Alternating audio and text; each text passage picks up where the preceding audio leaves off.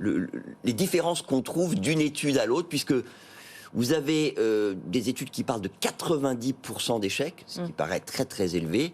Et puis si on retient les chiffres de l'INSEE, pour les entreprises nouvellement créées, on est plutôt autour de 25% de disparition dans les 2 ans qui suivent la création. Alors on est forcément entre ces deux chiffres, mais est-ce qu'on est plus près de 90% ou de 25%? Je vous pose la question à vous deux. Alors, instinctivement, avec mon point de vue terrain, je pense qu'on peut répondre qu'on est beaucoup plus proche des 90 que des 25.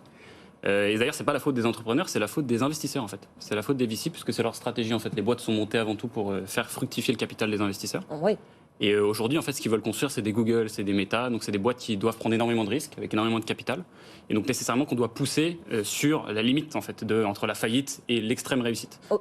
Et ça se paie au prix de plein de startups qui échouent. Mais c'est structurel dans le modèle startup. Au départ, on parlait énormément des levées de fonds. C'était qui avait la plus grosse levée de fonds de l'année, qui ferait la première licorne de l'année. On est revenu de ça, Théo. J'ai pas vraiment l'impression, c'est mieux. Non, c'est vrai ? C'est mieux, mais c'est encore aujourd'hui, je le sais en tant qu'entrepreneur, que si on va avoir des retombées médias, l'actualité qui intéresse le plus les journalistes, ça reste encore les levées de fonds. Mais ce qui est un peu plus difficile aujourd'hui, c'est que maintenant, une levée de fonds de 500 000, de 600 000, ça intéresse plus grand monde. Oui, c'est vrai. Il faut faire des grosses levées de fonds, il faut faire des sauts rares qui lèvent des centaines de millions, etc.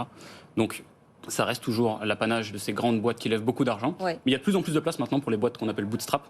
Et donc, ça veut dire qu'ils n'ont pas levé de fonds, dont j'ai la fierté de faire partie. Alors justement, vous avez créé Kudak, c'est ça ? C'est avec Kudak qui s'occupe de la com, du marketing des e-commerçants. Expliquez-nous un petit peu cette aventure, comment ça s'est passé ? Oui, exactement. C'est une aventure qui a commencé il y a 2 ans et demi, moi que j'ai lancé en parallèle de mes études en école de commerce, qui fait que je connaissais déjà bien Jean-Marc, du monde de nom et de réputation.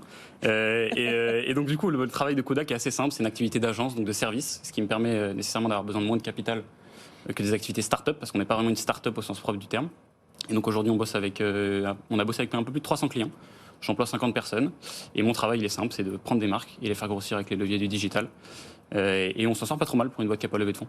Mais justement, le e-commerce, c'est l'un des secteurs d'activité qui a été le plus gourmand en start-up, en boîte de ce genre ces 2 ou 3 dernières années. C'est aussi porté par le secteur.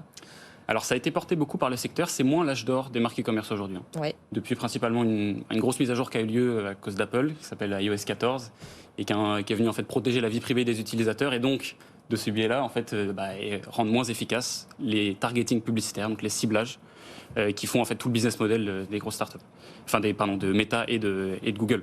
Donc c'est plus vraiment la mode aujourd'hui. Un VC va pas vouloir forcément financer des e-commerçants parce qu'il sait que c'est un modèle qui est quand même lourd en capital, il y a de la supply chain à gérer et donc il va plutôt privilégier de la tech. Ouais.